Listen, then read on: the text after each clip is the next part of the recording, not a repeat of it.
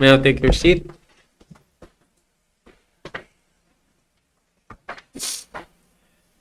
Tayo po ay magpapatuloy sa ating pag-aaral ng salita ng Diyos.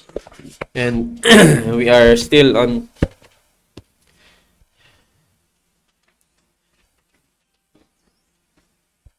bibliology, our subject sa atin pong Sunday school.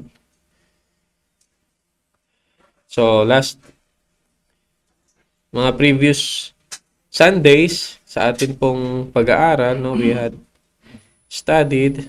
So, ibalik lang natin ulit yung Christ's view of scriptures, yung ating mga pinag-aralan last time. Just to remind you of that. So, sa slide 59. So, Jesus affirmed the authority of the Old Testament. So, we recognize that the Old Testament is authoritative. It comes from God. And then, Jesus affirmed the inspiration of the Old Testament. You see, it is God-breathed. And then, Jesus affirmed the historicity of the Old Testament. It's historical, Yung mga accounts na yan ay totoo at hindi katang isip lamang. And fourth is Jesus pre-authenticated, give authority to the New Testament writers. And what they wrote is considered as scripture. Kaya doon sa verse na sinasabi that all scripture is given by inspiration. So yes, it pertains to the Old Testament, but by extension, it includes the New Testament. So ngayon naman, we will go to di na po natin babalikan yung mga bagay na iyan. So we are going to jump to sa slide 109, Brother Gab, please. Thank you. Yan. So the New Testament writers affirm Christ's view with regard to scripture or with regard to the Old Testament. Ano bang sinasabi ng mga New Testament writers, mga apostles, particularly, and some men who were gifted in prophecy? Ano ba ang masasabi nila when it comes to scripture? Are they affirming it? And obviously, yung sa ating title nakalagay dyan, the New Testament writers affirm Christ's view. Yung pagdating sa Old Testament or sa scripture. And even sa mga writings na later on na isulat nila, after that. So the first point under this, just an introduction, sorry. So the testimony of the New Testament writers to their own writings affirms Jesus' pre-authentication of the New Testament. So this is readily apparent when one examines both what they said about the Old Testament and how they use it. It's very obvious when they wrote the New Testament, makikita natin na ang dami nilang kinuha from the Old Testament. Kaya nga this book, the 66 books that you have, sabi nga when you have the Bible, you have a library of books. So it's all in harmony, Nagkakaisa sila when it comes to the theme of what they are saying, This is a unique book. And a few key texts will likewise demonstrate that they consider their writings to be scripture. So may mga makikita din tayo na sinasabi ng mga New Testament writers that what they wrote is a scripture. And in complete keeping with Jesus' pre-authentication. Last Sunday, pinag-usapan natin na Jesus Christ pre-authenticate or give authority to his followers, particularly to the apostles, that they are going to write things about him, and at the same time the Holy Spirit reveals to them, di ba? So we know that we have the Gospels, the account that the Lord Jesus Christ during his ministry, So yung mga bagay na ito na naisulat ng mga New Testament writers is in complete keeping with Jesus' pre-authentication. So under this, the first point sa ating pinag-uusapan, the New Testament writers affirm Christ's view is this. The New Testament writers recognize the authority of the Old Testament. Okay? The New Testament writers recognize the authority of the Old Testament. So Paul founded his gospel on the Old Testament scriptures. Tingnan natin sa 1 Corinthians anong sinabi ni Apostle Paul dito sa 1 Corinthians chapter 15 verse 3 to 4. Okay, ang sabi niya dito,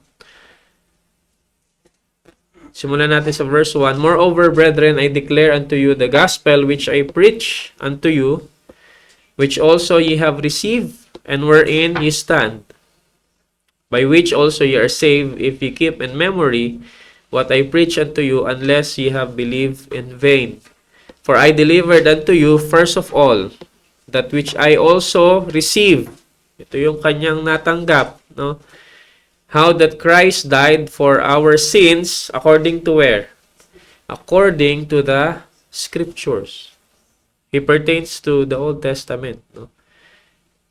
According to the scriptures, and that he was what? Buried, and that he rose again the third day according to the scriptures. Twice, the scriptures have been mentioned. So makikita natin na nire-recognize, we see here that the writers of the New Testament, particularly here in this text, is Apostle Paul, who wrote a lot of epistle, no, from Romans up to Philemon, no? So we see here that he considers, no, the authority of the Old Testament. Bakit nga ba, sabi niya dito, bakit nga ba, why did Jesus Christ suffered? Why did Jesus Christ died? Was it according to what? What's the basis, no? Saan niya nakita, no? Of course, it was mentioned in the Old Testament. Okay, from Genesis pa lang na-mention na yan. So, he asserts that the life, death, and resurrection of Christ were a fulfillment of the Old Testament scriptures.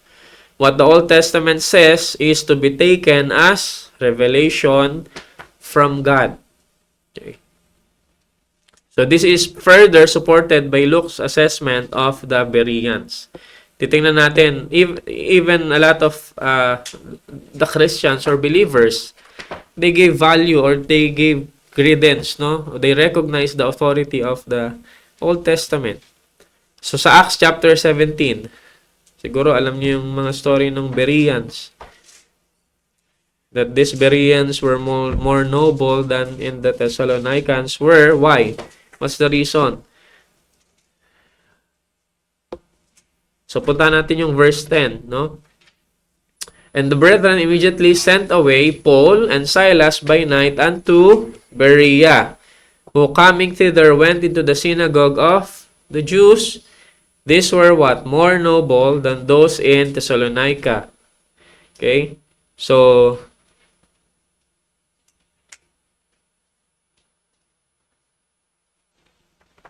in that they received the word with all readiness of mind. So, ibig sabihin, they were ready to receive the word. And what? Search the scriptures. Ano yung scripture dito? The Old Testament. Hindi lang nila isa-search kung kakailangan lang nila. Ang sabi dyan, they search the scriptures what? Daily. Matindi sila magbasa, no? Whether those things were so. Therefore, many of them believe also of honorable women, which were Greeks, and of men, not a few. So, pinapakita dito na they were giving value. Yung mga believers in Berea, no, which were more noble than Thessalonica. Hindi ibig sabihin yung Thessalonica wala.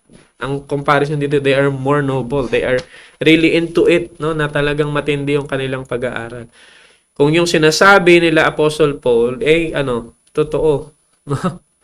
Kaya, we need to be learned, men and women or Christians. Kailangan meron tayong alam. No? Hindi tayo dapat basta-basta maniniwala. No? We should not be, we should not believe easily, no? Especially today, there are many things in the television, in YouTube, that you can see, and you need to identify if those things were what? Were biblical, no? Yung tinuturo ba nito ay biblical, no? Hindi, no? Kaya noon, meron akong pinapanood yung ano ba yun?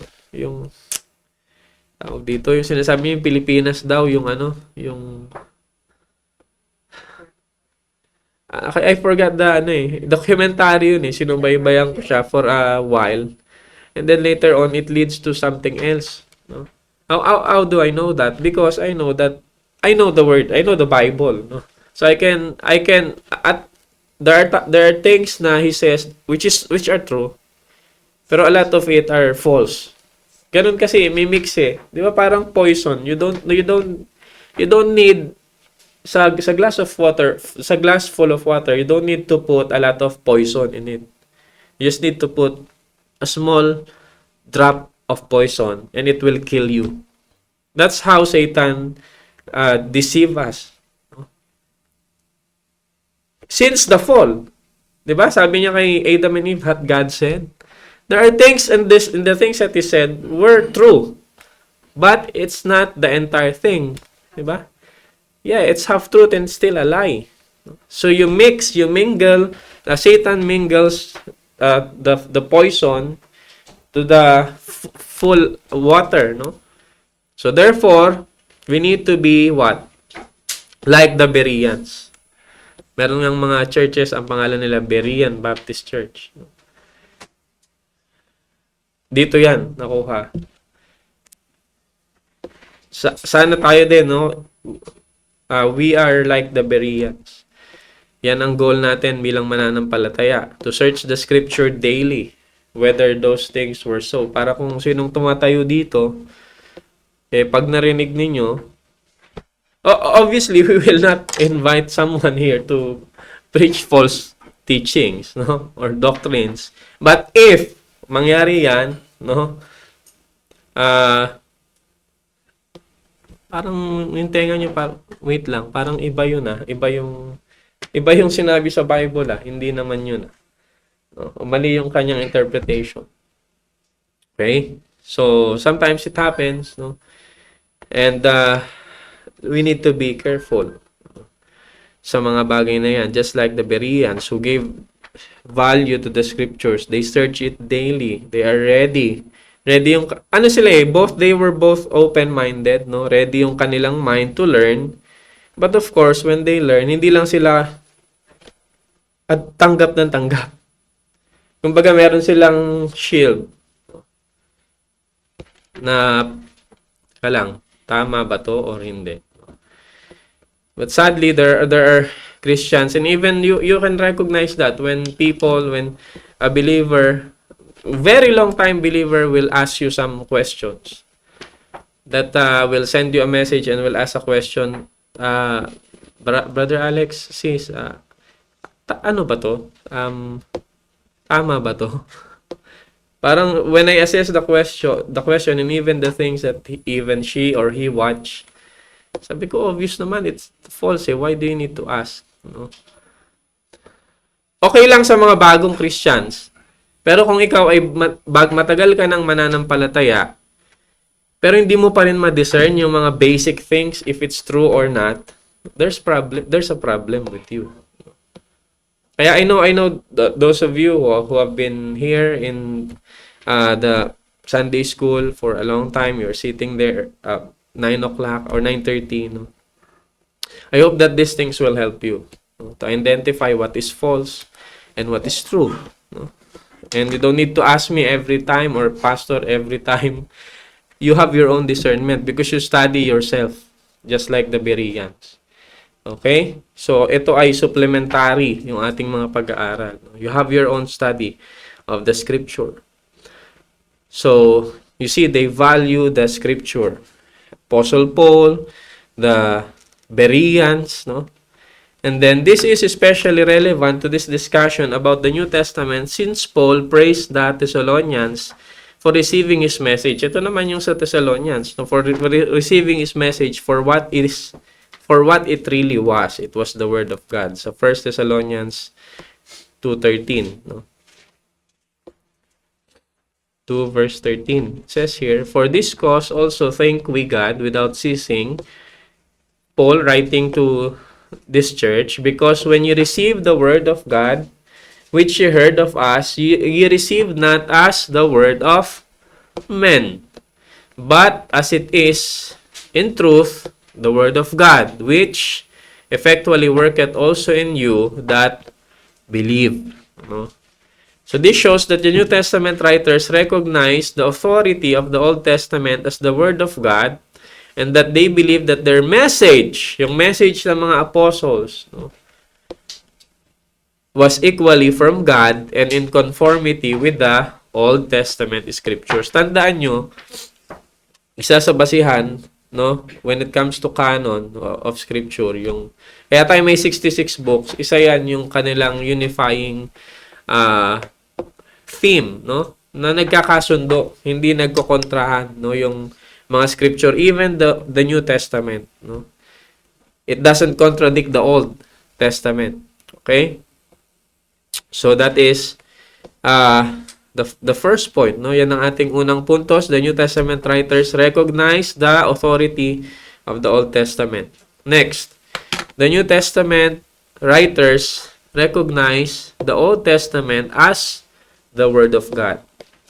They recognize the Old Testament as the Word of God. Paul described the Old Testament as what? As the oracles of God. Puntahan natin yan para makita nyo sa Romans chapter 3 verse 2. Romans chapter 3 verse 2. It says here, verse 1 tayo, "What advantage then hath the Jew, or what profit is there of circumcision? Much every way, chiefly because that unto them were committed the oracles of God." Paul described the Old Testament, okay, pertaining to the Jews, they received the oracles of God. This is a phrase that identifies the scripture as a message or messages directly from God. Okay? They recognize that. Apostle Paul recognized that it comes from God. It's a revelation of God, no? It comes directly from God. So the apostles themselves declared that the Old Testament had to be fulfilled in all points. Tingnan natin sa Acts. Nung itinala ni Dr. Luke ang record, nilatag niya yung record, sinulat niya yung record ng Book of Acts, yung history of the first century church, no? Sa Acts chapter 1 verse 16. Acts chapter 1 verse 16. Ang context nito, ito yung sinasabi ko sa inyo, yung kailangang papalitan si Judas, no? Simulan natin sa verse chapter 1 verse 15. "And in those days Peter stood up in the midst of the disciples and said, the number of names together were about 120. So yan yung mga nag-gather, no, ng mga believers, followers of Christ. "Men and brethren, this scripture must needs have been fulfilled, which the Holy Ghost by the mouth of David spake before concerning Judas, which was guide to them that looked to Jesus. For he was numbered with us, and had obtained part of their ministry. Now this man purchased a field with the reward of iniquity, and falling headlong, he burst asunder in the midst, and all his bowels gushed out." Ikunento yung nangyari kay Judas, no, who committed suicide. "It was known unto all the dwellers at Jerusalem, in so much as that field is called in their proper tongue Aceldama, that is to say, the field of blood. For it is written in the book of Psalms," okay, "Let his habitation be desolate, and let no man dwell therein, and his bishopric let another man," or let another what? take. So according to Psalms, the place of Judas must be replaced. Okay? So wherefore, of these men which have companied with us all the time that the Lord Jesus went in and out among us, beginning from the baptism of John unto the same day that he was taken up from us, must one be ordained to be a witness with us of his resurrection. And they appointed two, sino? Joseph called Barsabas, who was surnamed Justus. Si Joseph, who was called Barsabas, na merong siyang surname na Justus. And also, the next person was Matthias. And what did they do? Then they prayed and said, Thou, Lord, which knowest the hearts of all men, shew whither of these two thou hast chosen. So, sino yung pinili ng Panginoon na papalit kay Judas? That he may take part of this ministry and apostleship from which Judas by transgression fell, that he might go to his own place. And they gave forth their lots to whom? And the lot fell upon whom? Matthias. And he was numbered with the 11 apostles. So, pinalitan. Bakit pinalitan si Judas? Based on the what? The scripture. The scripture pertaining to which book? Psalm. Okay. Okay. So it was to be fulfilled. No? And it was fulfilled. So, Acts chapter 2 verse 15. Acts chapter 2 verse 15. Simulan natin sa verse 14. Ito yung sermon ni Peter. No? Actually, ang haba nito, no? Pag binasa nyo itong, hindi naman mahaba na basahin, mabilis lang. Pero, ang ganda ng sermon dito ni Peter.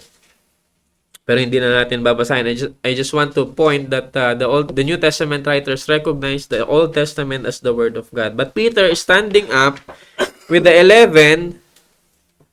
Ito yung speaking in tongues. Okay? Yan yung context niyan. Sabi nila, mga lasing yan. Kaya ganito na. They have understood what they were saying. Pero they were Hebrews, no? So, how come that they understood? Ang sabi dyan, yung mga sinalita nila, no? Cretes, Arabians, we do here, etc., no? Nandyan sa context, no? And they were all amazed. And then sabi sa verse 12, and they were all amazed and were in doubt, saying one to another, What meaneth this? What does this mean? Why are these people, they're not the same as us, but we can understand their language, no? They were unlearned. Hindi sila nag-aral, no? Pero naiintindihan natin yung mga sinasabi nila. Others mocking said, These men are full of new wine. Mga lasing, no? Kaya si Peter tumayo, sabi niya, But Peter, standing up with the 11, lifted up his voice and said unto them, Ye men of Judea, and all ye that dwell at Jerusalem, be this known unto you, and hearken to my words. For these are not what? Drunken, as you suppose, seeing it is but the third hour of the day. Mga 9 o'clock in the morning. Pag 9 o'clock in the morning. Pero, meron kasi doon sa Mother Church, ano, na simula umaga pa lang, lasing na siya. Pagpapapark ng mga sasakyan, lasing na siya, no? Pero dito, it was impossible na 9 in the morning, lasing na yung mga tao. No? Usually yan, gabi or hapon hanggang gabi. No, but this is, ano sabi ni Apostle Peter dito? But this is that which was spoken by whom? By Prophet Joel. And it shall come to pass in the last days, ito yung nasusulat, no, sa book of Joel, saith God, I will pour out my spirit upon all flesh, and your sons and your daughters shall what? Shall prophesy, and your young men shall see visions, and your old men shall dream dreams. Okay? So, saan ang galing itong pangyayaring ito? Sa prophecy ni Joel. No? Whether you believe that this is full or partial, no? But ang sabi ni Peter dito, he recognized that what's happening during this time when the people speak in tongues, It was a fulfillment of the book of Joel. So they recognize the scripture or the word that the Old Testament as the word of God. Acts chapter 3 verse 18. Ano naman, Peter's sermon na naman, no?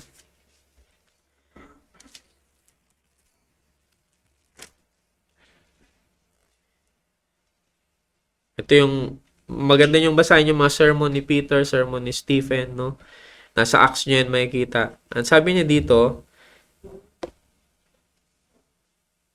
but those things which God before had showed by the mouth of all his what? Prophets, that Christ should suffer, he hath also fulfilled. Ito yung panawagan niya, repent therefore and be converted, that your sins may be blotted out when the times of refreshing shall come from the presence of the Lord. So he recognized that the things that was written in the Old Testament, God showed it to the prophets. No? God showed it to the prophets. Okay? So, chapter 4, verse 18 to 12. 8 to 12. 4, verse 8 to 12. Then Peter, filled with the Holy Ghost, said unto them, Ye rulers of the people and elders of Israel, if we this day be examined of the good deed done by the impotent man, ito yung nililiti sila dahil may pinagaling sila, no? By what means he is made whole, be it known unto you all, and to all the people of Israel, that by the name of Jesus Christ of Nazareth, whom ye crucified, whom God raised from the dead, even by him that this man stand here before you whole. This is the stone which was set at naught of your builders, which is become the head of the corner. It was said as well in the Old Testament, no? Neither is there any salvation in any other, for there is none other name under heaven given among men whereby we must be saved. So yung mga quotations na yan na sinasabi ni Peter, it comes from the Old Testament. Okay? So the New Testament writers recognize the Old Testament as the Word of God. So the Gospels and Epistles include numerous Old Testament citations as the basis for the Gospel. Even the Book of Revelation, napakaraming Old Testament references. No? So under this point, the New Testament recognized the Old Testament as the Word of God. Every writer of the New Testament demonstrated a reverence for the Old Testament. Okay? Ewan ko, may mga Christian ngayon, even I have watched this, hindi niya he claimed to be a Christian. But he cannot accept the God of the Old Testament. Kaya parang there are things in the Old Testament that he cannot accept or he can't believe. For example, the killing of the people sa mga nations, no? Ang ginamit ng Panginoon, God used the nation of Israel to destroy the Amorites, the Jebusites, parasites, no? Hivites, all the rights, no? Parang ang gusto niya lang ma-accept sa scripture, sa Bible, is yung New Testament nung dumating na si Christ, when the arrival of the Lord Jesus Christ, no?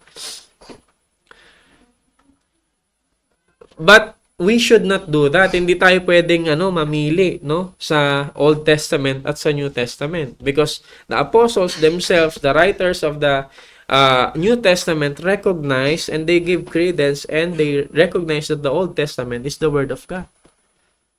Alam niyo yung mga questions na yon, may mga sagot, no, sa Scripture.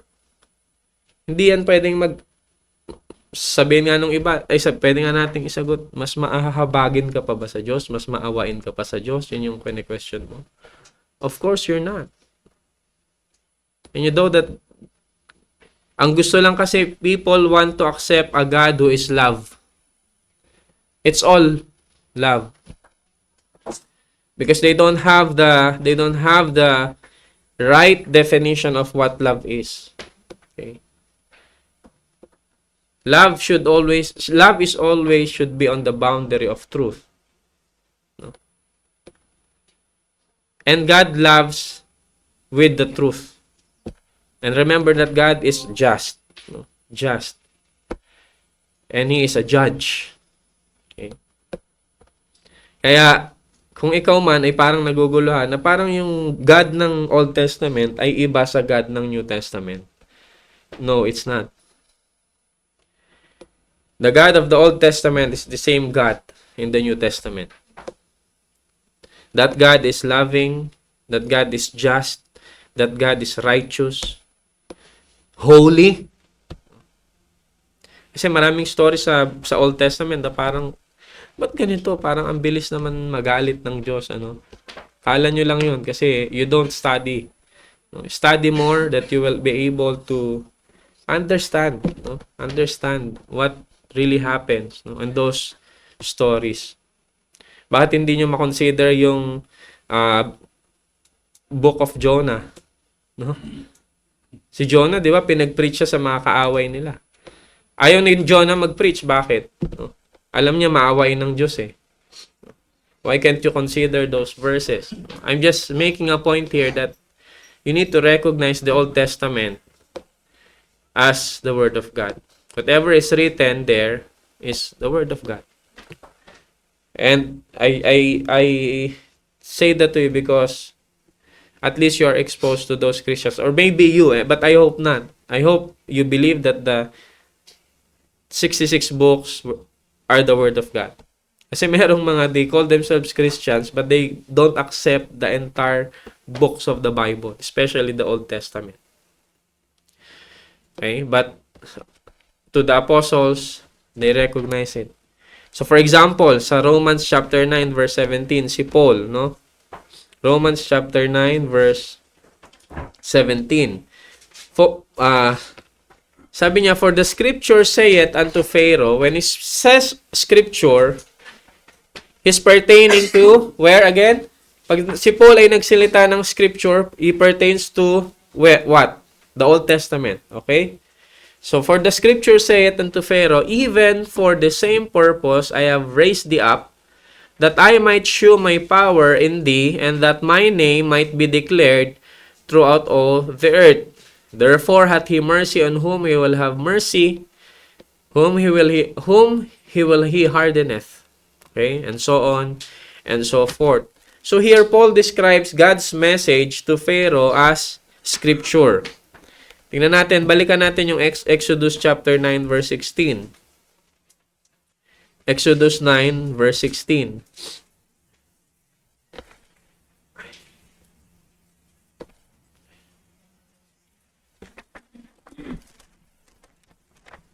Exodus 9 verse 16.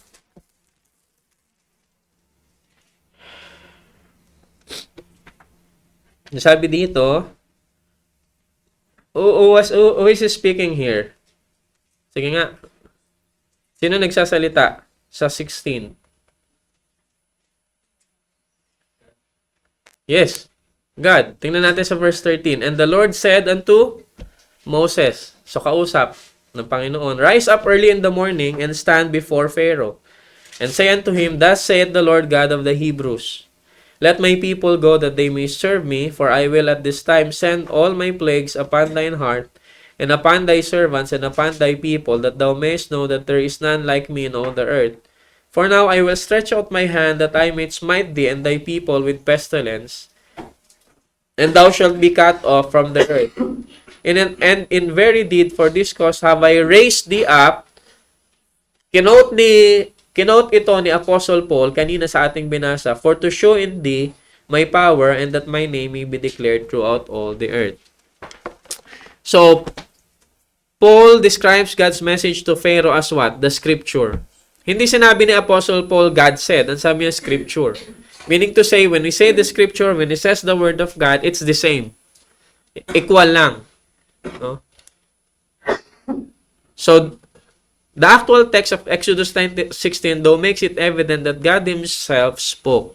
God says, the scripture says, or a biblical writer says, are all equivalent to God says. Okay? So, yan yung point natin dyan sa number 2. The New Testament writers recognize the Old Testament as the Word of God. Next.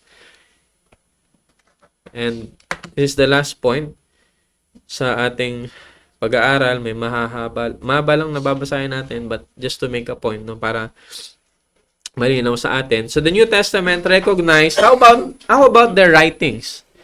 How about yung sinulat nila ng mga New Testament believers, no?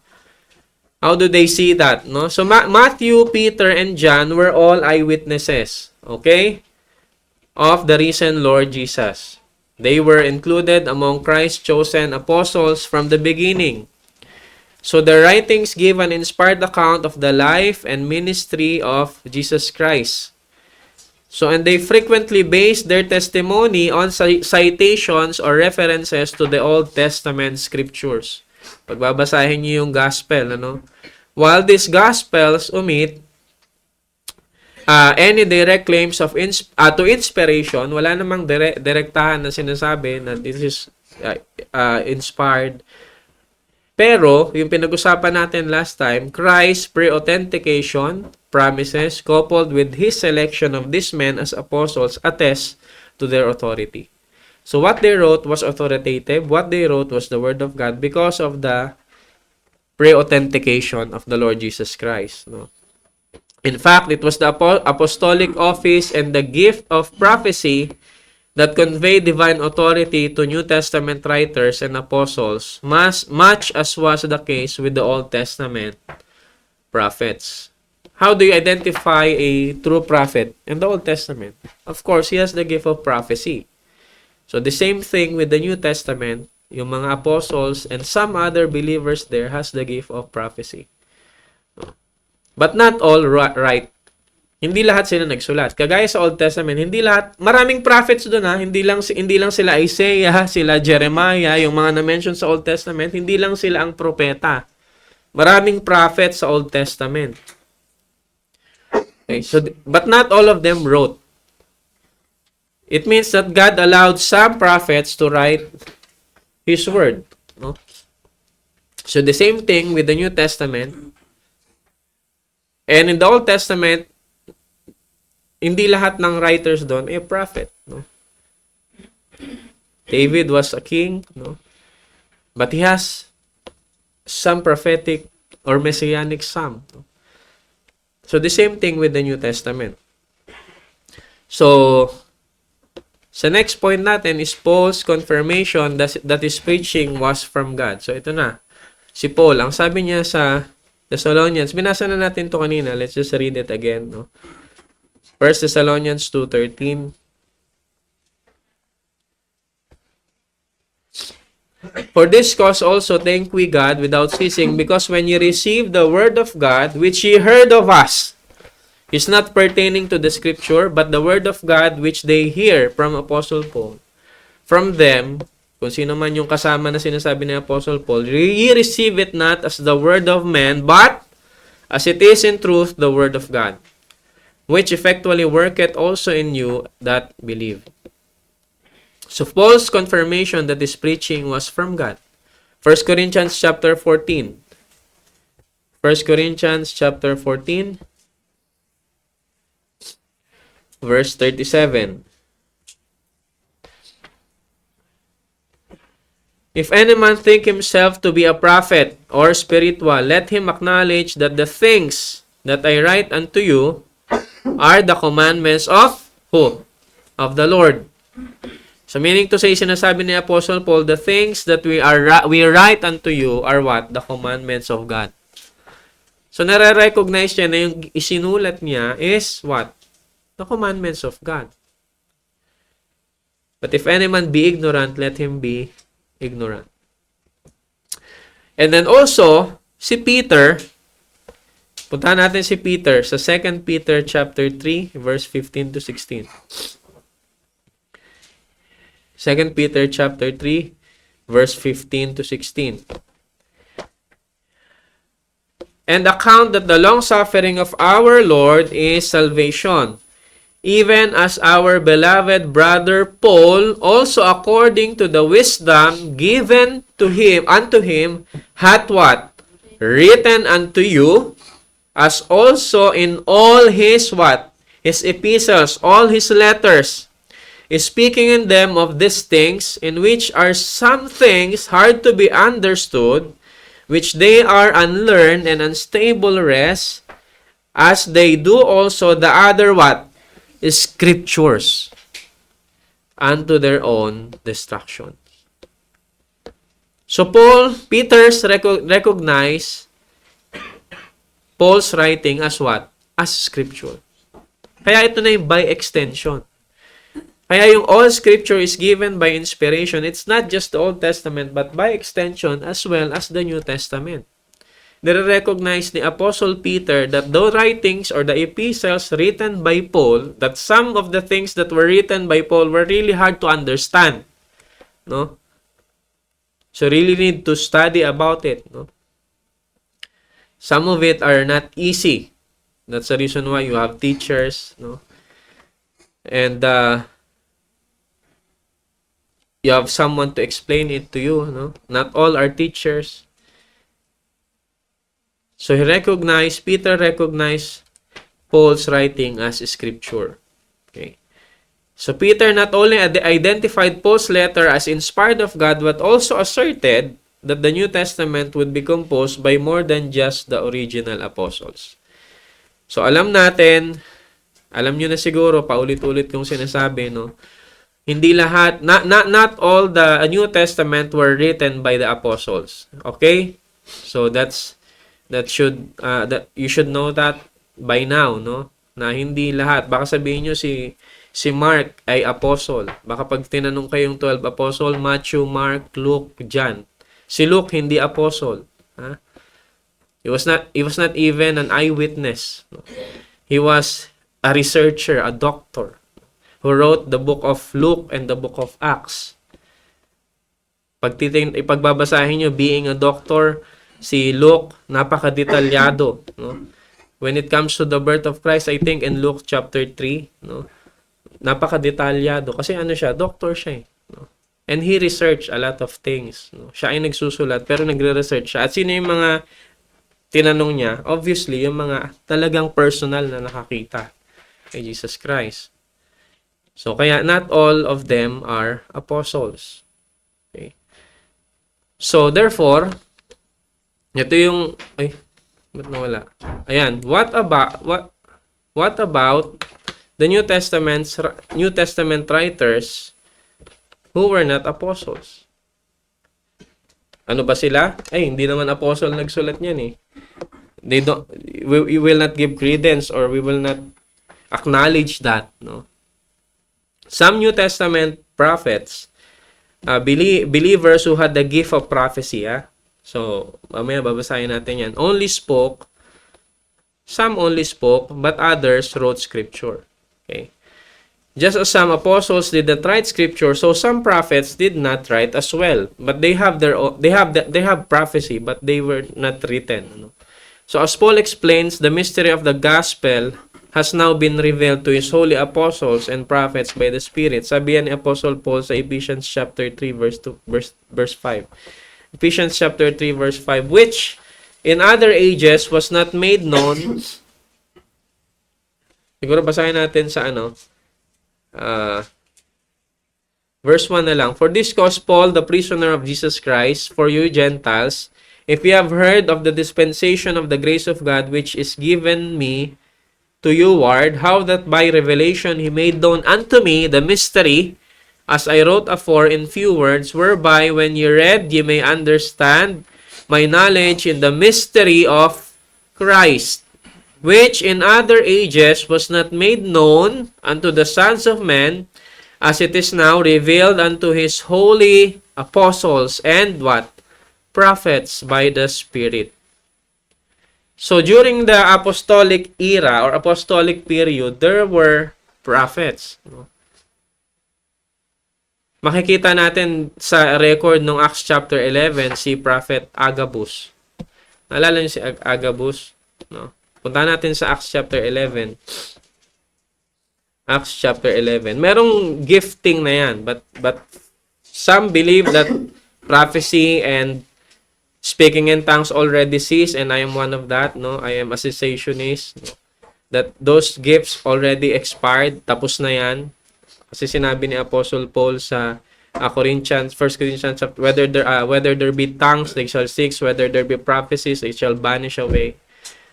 Because we already have the complete book, no? But there are minor things when it comes to prophecy and speaking in tongues na pinaniwalaan ng ilang pastor na totally they were cessationists. Some were partial cessationists. Iba-iba yan. I don't know if you understand what I'm saying, but if not, it's okay. No? But if you do, mag-usap na lang tayo next time. No? Kasi hindi naman yan yung ating topic. But there are those here that are gifted, no, with prophecy. Sa Acts chapter 11 verse 28, no? 27, no? Buksan natin dito. And in these days came prophets from Jerusalem unto Antioch. Came prophets from Jerusalem unto Antioch. And there stood up one of them, named what? Named who? Agabus. And signified by the Spirit that there should be great dearth throughout all the world. At nangyari yon. Nakita nyo? The dearth came on the known world, no, hindi yan buong mundo, no, the known world, which is the Roman Empire, which came to pass in the days of Claudius Caesar. Then the disciples, every man according to his ability, determined to send relief unto the brethren which dwelt in Judea, which also they did, and sent it to the elders by the hands of Barnabas and Saul. So there were gifted prophets during the apostolic era, no? Ngayon, which is, sabi ko nga, it already, for me, it stops, no? But to add, I want to expose you, there are Christians who still believe that prophets still do exist today. And that's the gift of tongues, no? Pero beware of that, no? Beware of that. Those who believe on this view, mostly, yung mga tagapagturo nito, napakayayaman, sila ang yumayaman, they fool a lot of people. So you better be careful if that is your stand na meron pa ring prophecy, meron pa ring tongues. But this church do not believe on that, no? So we can discuss that on a different session, not here, no? Because this is not our topic. So 13 verse 1, sinasabi ko lang dito sa point na ito, there were prophets during the apostolic period. Now, there were in the church that was at Antioch certain prophets and what? Teachers. Sino dito? As Barnabas and Simeon that was called Niger, and Lucius of Cyrene and Manaen, which had been brought up with Herod the Tetrarch, and who?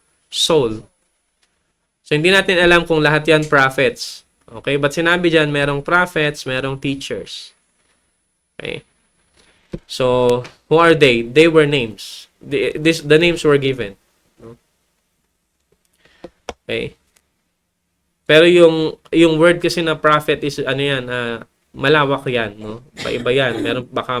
May makita kayo diyan, oh, prophetess, may babaeng prophetess. May mga tamang biblical interpretation. Okay? So, again, this is not what we are talking about, kaya hindi natin yan i-discuss. So, Paul also equated Luke's writings with scripture when he wrote. Ito naman yung kay Luke. For the scripture says, punta natin yung 1 Timothy chapter 5 verse 18. Yung sinabi ni 1 Timothy chapter 5 verse 18. For the scripture saith, Thou shalt not muzzle the ox that treadeth out the corn, and the laborer is worthy of his hire. Saan makikita yan? No? Punta natin yung Deuteronomy chapter 25 verse 4. Deuteronomy 25 verse 4. Can you read with me? Deuteronomy 25 verse 4. Nandiyan na kayo? Ready? Go. Thou shalt not muzzle the ox when he treadeth out the corn. May mali ba doon? May kulang ba? May kulang doon o sobra ba yung sinabi ni Paul? Sabi ni Paul dito sa 1 Timothy 5:18, "For the scripture saith, Thou shalt not muzzle the ox that treadeth out the corn. And the laborer is what? Worthy of his hire or his reward." Nandun ba yon? Sa binasa natin sa Deuteronomy 25 verse 4. Okay. Puntahan natin yung Luke chapter 10 verse 7. Luke 10 verse 7.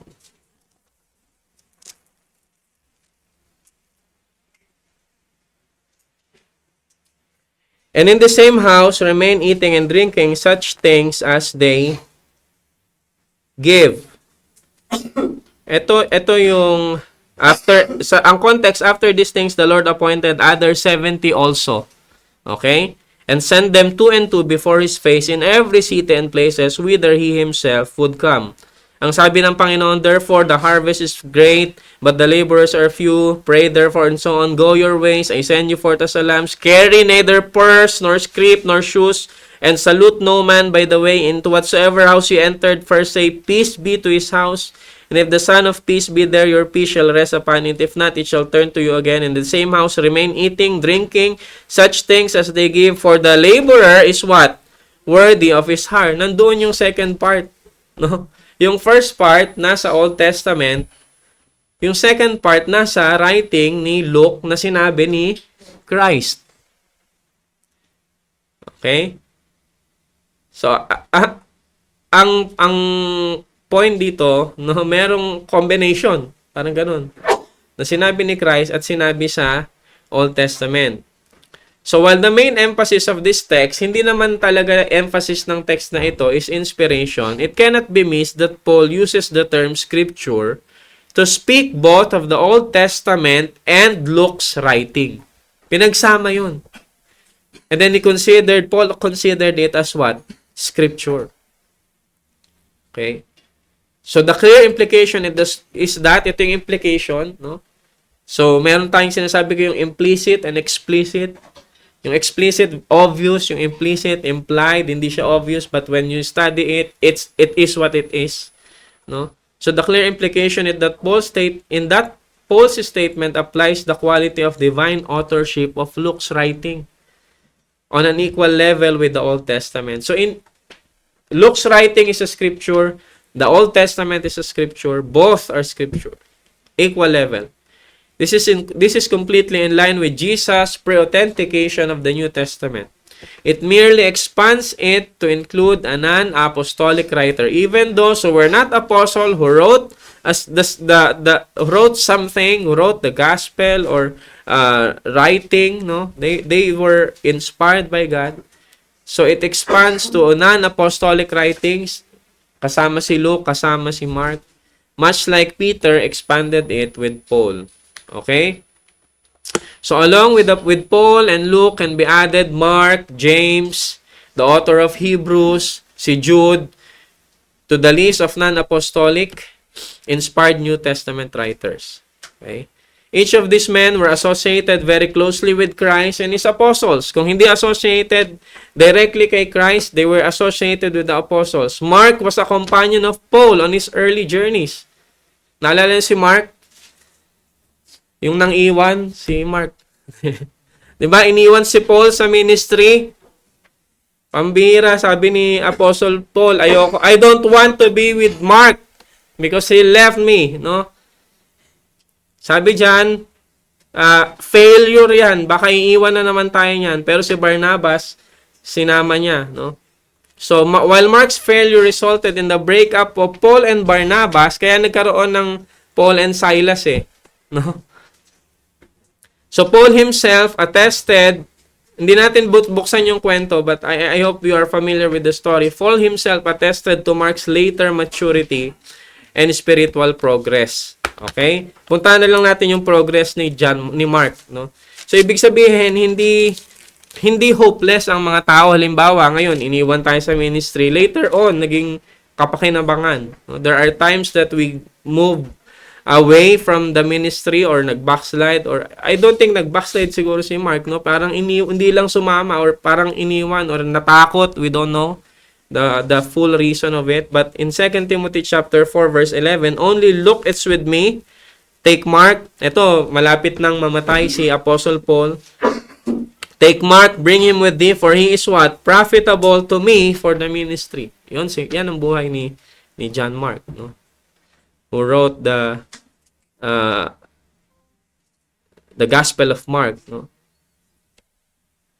So next, second to the last slide, tapusin natin ito. Mark's Gospel was closely affiliated with the preaching of Peter, no? Hindi ko lang ano yung verse dyan, but Peter mentioning Mark as his son, son in the faith. But its composition was the result of the inspiration of the Holy Spirit through the gift of prophecy.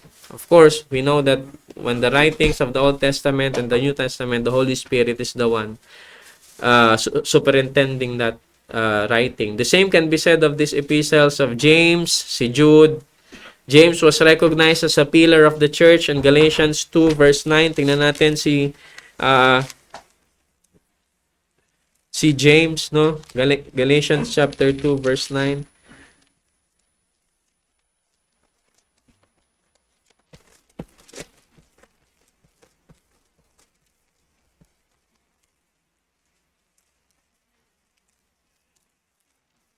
Galatians 2 verse 9, it says here,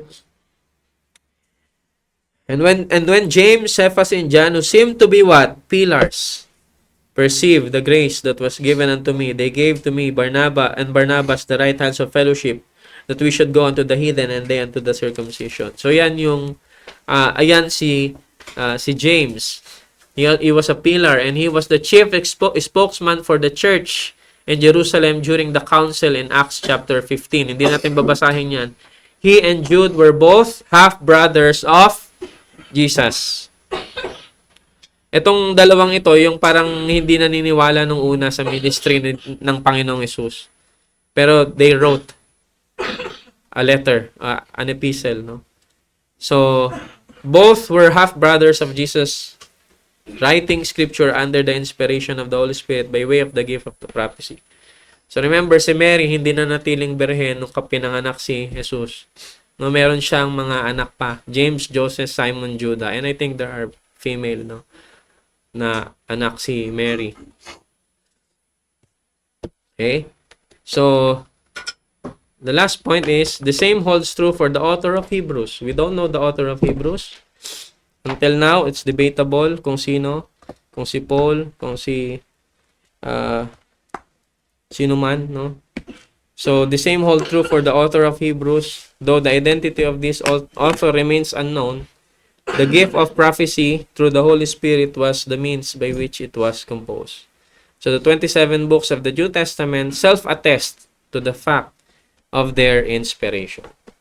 Yun na naman, yung self-attestation of the scripture. Yung word pa lang na self-attest is very important when it comes to having the 66 books of the Bible. Kasi ibig sabihin yung authority hindi nanggaling sa mga tao.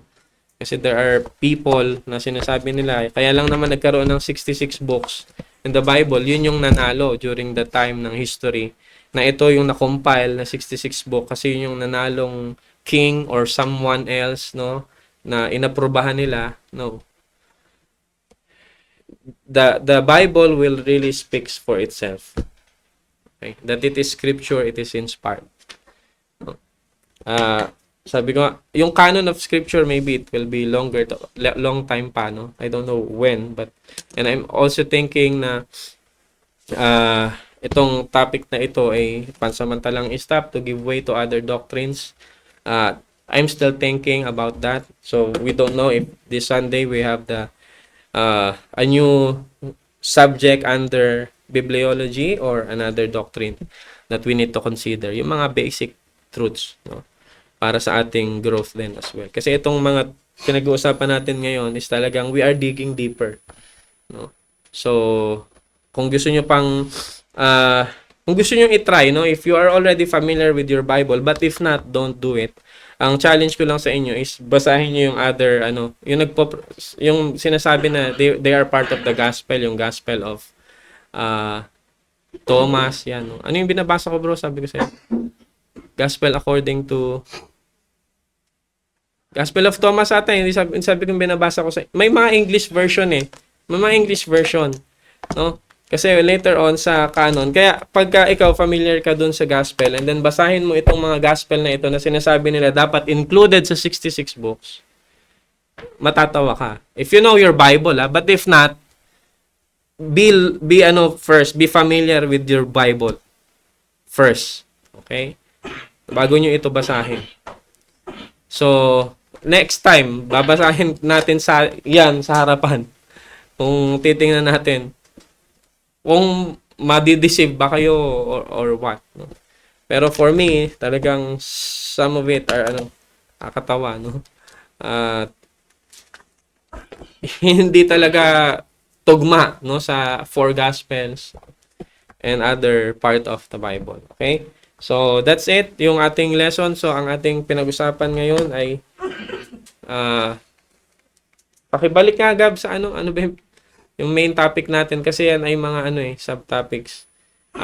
Tapos tayo sa what Jesus Christ believes, no, when it comes to the Old Testament, and then dito naman yung mga si Josh pala, yung pinaka main topic, what the New Testament writers, no, believes when it comes to the Old Testament and the things that they wrote as well, no. So, thank you. Napakabilis. Ayan na. Yun. The New Testament writers affirm Christ's view of the scripture, of the Old Testament, and even their writings as well. Okay? So, question. Siguro, if you have as well yung mga topics na gusto nyong pag-usapan natin, no? Kasi pwede naman tayo mag-side, side lesson para lang yung mga minsan kasi yung mga present topic, ito, maganda matutunan din natin while fresh pa yung mga issues. So, baka kailangan nyo ng guidance, no, sa mga doctrines and other things in your life as a believer, pwede nating pag-usapan naman yan. No? Okay? So, do you have any questions, additions, comments, multiplication, subtraction? No? Okay, so I hope that all of you affirms the Old Testament and the New Testament. Huwag kayong mamili, no? Hindi tayo pwedeng mamili sa inspired book. It's the 66 books of the Bible from Genesis unto Revelation. Okay, so tayo po ay manalangin. Let's pray. Lord God, Heavenly Father, again, we thank you for your inspired word. Thank you, Lord, for giving us understanding and giving us also the affirmation that your word is true. There's no other book similar to what you wrote. The library of books, the Bible, the 66 books of the Old and the New Testament. Lord Jesus Christ, you affirm it. Your disciples affirms it. And Lord Jesus Christ, you are the fulfillment of the Old Testament. So help us to trust and not just this knowledge to be gained, but also, Lord, to apply it in our hearts, to love your law, to love your word. And when in doubts, when we have trials, when we have problems, help us to go back to the truth of your word. And thank you, Lord, for continuously helping us to understand. And may you anchor your people in your mighty word, your holy word. May our faith be stood firm on this foundation that is laid out in your very word, the 66 books of the Bible. And we thank you, Lord, for everything that you have given us. And this we pray in Christ's name. Amen. So, have a short fellowship and we will start the next part of our program.